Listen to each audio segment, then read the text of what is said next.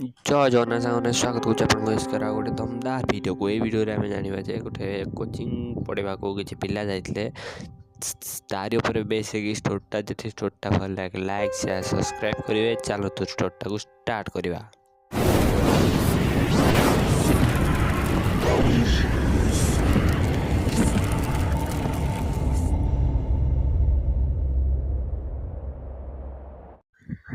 गगन जा बापा गोटे प्राइवेट जॉब करती आ गगन स्वप्न था सी गोटे गवर्नमेंट जॉब क्रैक करू माने गवर्नमेंट चाकरी करू सी सही स्वप्न नहीं कि तार गोटे सांग विनय सहित गोटे जगह पढ़ाक आसला।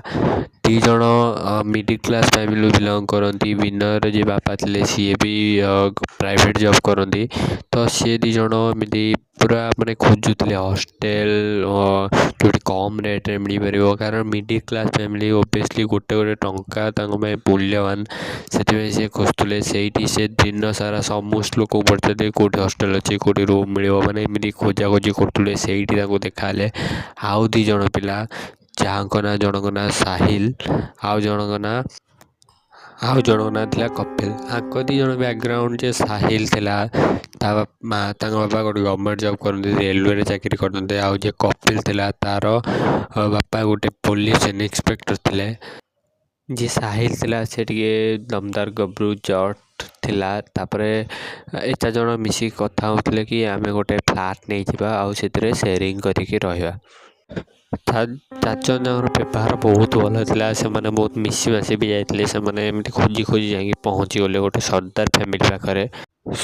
सरदार जी घर सामने बसला पचारे कि ये कौट फ्लैट अच्छी से कहला हाँ आमर अपर फ्लोरटा अच्छी जो थे बहुत बड़ तो नुह कि स्टूडेंट रही पढ़ी पारे तो से पचारे रेंट के सरदार कहला 20,000 टଙ୍କା तुम समस्ते 5,000 टଙ୍କା देकी रही से आंको साहिल आ कपिल को तो फरक पड़ना किंतु ए दी जन को फरक पड़ता कारण माने मिडिल क्लास फैमिली माने गले देखिले हाँ ऊपर घर गला बेले गगन विनयर गोटे आखि पड़ा गोटे ग्राउंड फ्लोर को जावाक गोटे कबाट उपर जहाँ तालारे गोटे रेड कपड़ा बंधा जाता भी निज अनेले कि किसी ना कि बहुत कम पैसा मिलगला तो से भी खुशी थे। तापर जे छाड़िया आसते से ऊपर को सरदार जी देले भी तापरे सरदार आडभांस नेले आउ घर भर पड़ेगा। एमाने बहुत खुशी थे कि बहुत कम पैसा घर मिलगला समस्त बस कथा फैमिली किए अच्छी किए नहीं तापर एमाने शोई पड़े। सकाळू उठले माने खोजिले कि गोटे अफोर्डेबल कोचिंग जो 4 जन पढ़ी पारे मिल भी गला तापर सब ठीक ठाक चलता सब ठीक चलता माने जाऊे कोचिंग आसुले पढ़ुले मजा मस्त होते किंतु सबुठ कष्ट पड़ता गगन विनय पर कारण एमती फैमिली बिलंग करते कि ये सिचुएसन है कर बा मर तो से किछ दिन गला दीपावली आसला मैंने सांगर बस कथा कि किए जीव किए न जीव घर को गगन विनय कहले कि आम हरदठू बहुत दूर आम तो जापरूनी तो यदि तुम दिजन जीव ताले देखी नियो। तापर कपिल कहला कि मत तो ये बापा एका रहा देवेनि कारण मु घर गोटे पुओ तो से कपिल जे बापा थे पाखरे भी पुलिस क्वार्टर से रोते तो से डेस कले हो ठीक अच्छे। तापर साहिल कहला कि कपिल गला कौन आम 2 जन रही तापर से सरदार जो था से ठीक नाला माने टेंशन टाइप रहा जमी कोचिंग रे 4 जन पढ़ला सांग मैंने आसिक से घर तले रास्ता पर ठिया कि कथबार्ता हेल्ले भी से सरदार कहते कि ये कहीं कथा हो ये कहीं कर फ्लाश फ्लोर को जा कथा हो ना बाहर को जाकि घर जा कथा हो सेमती तो चिड़चिड़ी होते।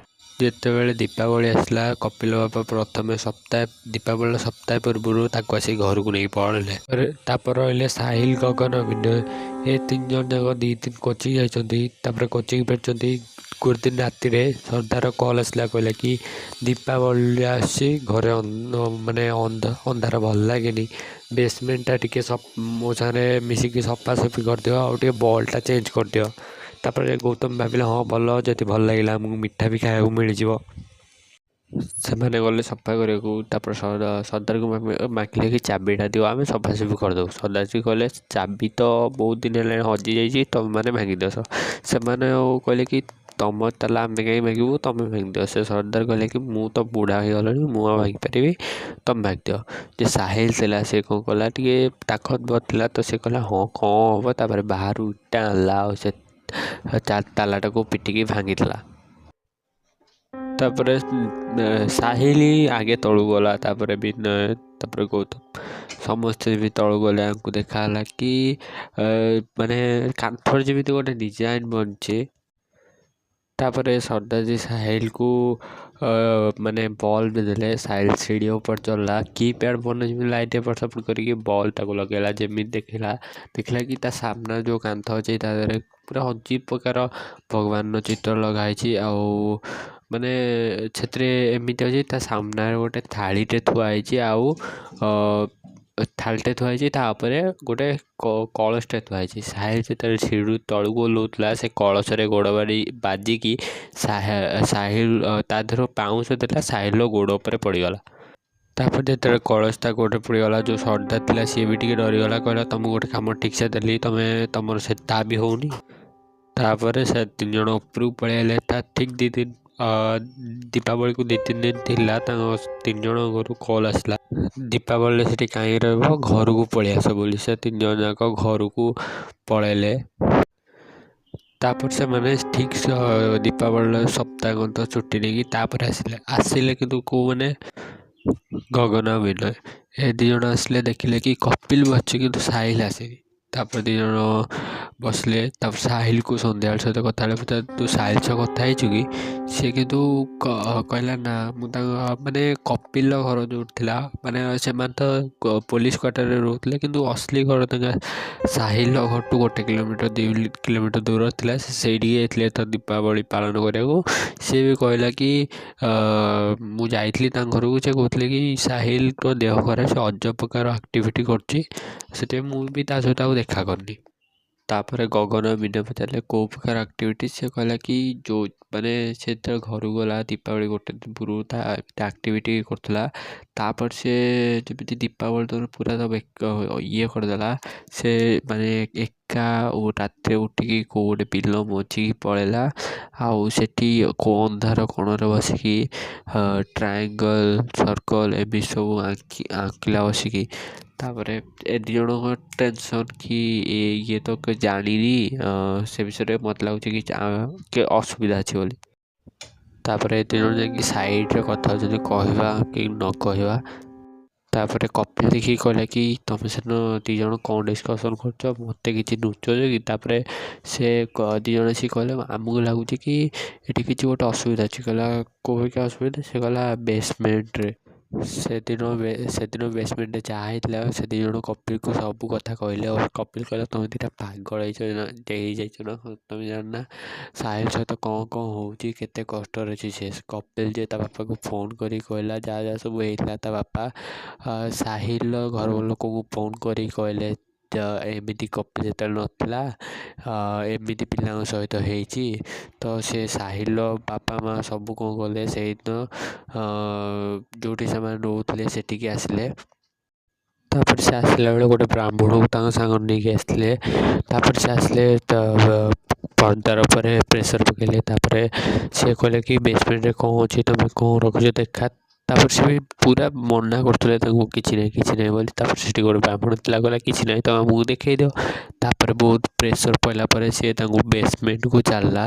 ତାପରେ ସେଠି ବ୍ରାହ୍ମଣ ଯାଇକି 10-20 ମିନିଟ୍ ରହିଲା ପରେ ଆସିଲେ ବାହାରିକି, କହିଲେ କି ଏଠି ଗୋଟେ ଆତ୍ମାକୁ ଏମାନେ ବାନ୍ଧିକି ରଖିଛନ୍ତି।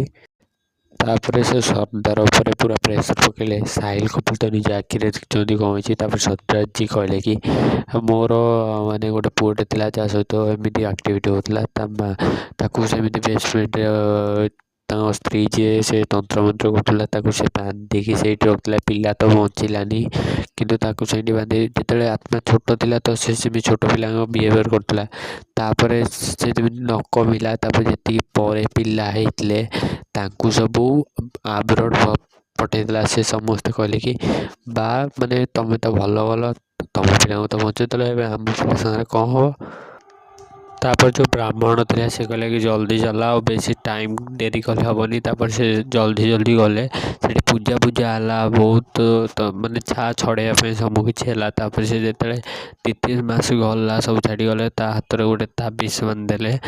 ଆଉ ତାପରେ ସେ ମାନେ ପୁରା କଳା ପଡ଼ିକି ପୁରା ଯେମିତି ଦେଖାଉଥିଲା ଆଉ ଦେଖା ହେଲାନି। ଠିକ୍ 2-3 ମାସ ପରେ ଏମାନେ ଫେରେ ଦେଖା ହେଇସାରିକି ଆଉ ଗୋଟେ ପିଜି ଖୋଜିଲେ କି ଯେଉଁ ଏଠି ରହିବେ କିମ୍ବା ପାଠ ପଢ଼ି କରିବେ। ରହିଲା ପରେ ତାପରେ ଏ ଅଫିସଟା ତାକୁ 2nd ଫ୍ଲୋରରେ ମିଳିଲା। କିଛି ଦିନ ପାଠ ପଢ଼ାପଢ଼ି ଠିକ୍ ଚାଲିଲା। ତାପରେ କ'ଣ ହେଲା, ଯେମିତି ବୋର୍ ଲାଗିଲା ଇଏ କହିଲେ କି ଚାଲ ସୁଇମିଂ ପୁଲ୍କୁ ଯିବା ଆଉ ସେଠି ଟିକେ ରିଲାକ୍ସ ବି ଫ୍ରେଶ୍ ହେବ। ସେମାନେ ଗଲେ, ଗାଧେଇବାକୁ ଗଲା ପରେ ସେ ସାହିଲ ଯିଏ ଥିଲା ତାର କ'ଣ ହେଲା, ଗାଧେଇଲା ବେଳେ ତାବିଜ ଥିଲା ସେ ଛିଣ୍ଡିକି ପାଣିରେ ଗଳି ପଡ଼ିଲା। ସିଏ ଦେଖିଲା ତାବିଜ ଭାସୁଛି, ସେ ତାପରେ ଆଣିକି ଆଉ ଥରେ ପିନ୍ଧିଦେଲା। ତାପରେ ଆଉ କାହାକୁ କିଛି କହିଲାନି, ତା ରୁମ୍କୁ ପଳେଇଲା। ତାପରେ ଠିକ୍ ସେତିକି ବେଳେ ସେ ଯାଇକି ରୁମ୍ରେ ବସିଲା ଗୋଟେ କୋଣରେ। ସିଏ ଜାଣିଥିଲା ମୋ ସହିତ କିଛି ଅସୁବିଧା ହେବ। ତାପରେ ସେ 2 ଜଣଙ୍କୁ କହିଲା। ସେ 2 ଜଣ କହିଲେ ସକାଳୁ ଉଠିଲେ କ'ଣ କରିବା, ଘରବାଲା ସହିତ କଥା ହେବା, କ'ଣ ହେବ କି ନାହିଁ ଦେଖିକି। ତାପରେ ସେଦିନ ରାତିରେ କଥାବାର୍ତ୍ତା ହେଇସାରିଲା ପରେ ସେଦିନ ରାତିରେ ସେମାନେ ଶୋଇପଡ଼ିଲେ। ଠିକ୍ ଶୋଇଛନ୍ତି, ଠିକ୍ 2:30 ବେଳେ ତାଙ୍କ କବାଟ ନକ୍ ହେଲା। ତାଙ୍କ ଘର ଟର୍ଚରଟା ମୁଁ କହିଦେଉଛି, ତାଙ୍କ ଘର ଟର୍ଚରଟା ହେଲା। ତାପରେ ଆଗ ପଟେ ଗୋଟେ କବାଟ ଅଛି ଯେଉଁଟା ବାହାରକୁ ଯିବା ପାଇଁ, ପଛପଟେ ଗୋଟେ କବାଟ ଅଛି ଉପରକୁ ଯିବା ପାଇଁ। ତାପରେ 2:30 ବେଳେ ପୋଲିସ ଆସିଲା, କହିଲା କି ଛାତ ଉପରକୁ ଆମ ସାଙ୍ଗ ଚାଲ। ଛାତ ଉପରକୁ ଗଲାବେଳେ ଦେଖିଲେ ସାହିଲ ଆଉ ନାହିଁ, ତଳକୁ ଡେଇଁ ପଡ଼ିଛି। ତାପରେ ସବୁ ଜାଗାରେ ହାଲ୍ଲାଗୁଲା ହେଇଗଲା। ଏମାନେ ବି ଜାଣିଲେ କି ଯେଉଁ ଜିନିଷ ଥିଲା ତାକୁ ଆଉ ଥରେ ପୋଜେସ୍ କଲା ଆଉ ସାଙ୍ଗ ଘର ନେଇଗଲା। ଯଦି ଆପଣଙ୍କୁ ଷ୍ଟୋରିଟା ଭଲ ଲାଗେ ଲାଇକ୍ ସେୟାର ସବସ୍କ୍ରାଇବ୍ ଦବେଇକି କରିବେ। ଆଉ ତଳେ ଆମର ଇନଷ୍ଟାଗ୍ରାମ ID ଫ୍ଲାସ୍ ହେଉଛି। ଯଦି ଆପଣଙ୍କ ଷ୍ଟୋରି ଭିଡ଼ିଓ କିଛି ଅଛି ଆମକୁ ଫଲୋ କରନ୍ତୁ, ଆମକୁ ସେୟାର କରନ୍ତୁ, ଆମେ ନିଶ୍ଚିତ ଆପଣଙ୍କ ସହିତ କଥା ହେବୁ। ରହିଲି, ଜୟ ଜଗନ୍ନାଥ। ଦେଖା ହେବା ଆଉ ଗୋଟେ ଦମଦାର ଭିଡ଼ିଓରେ।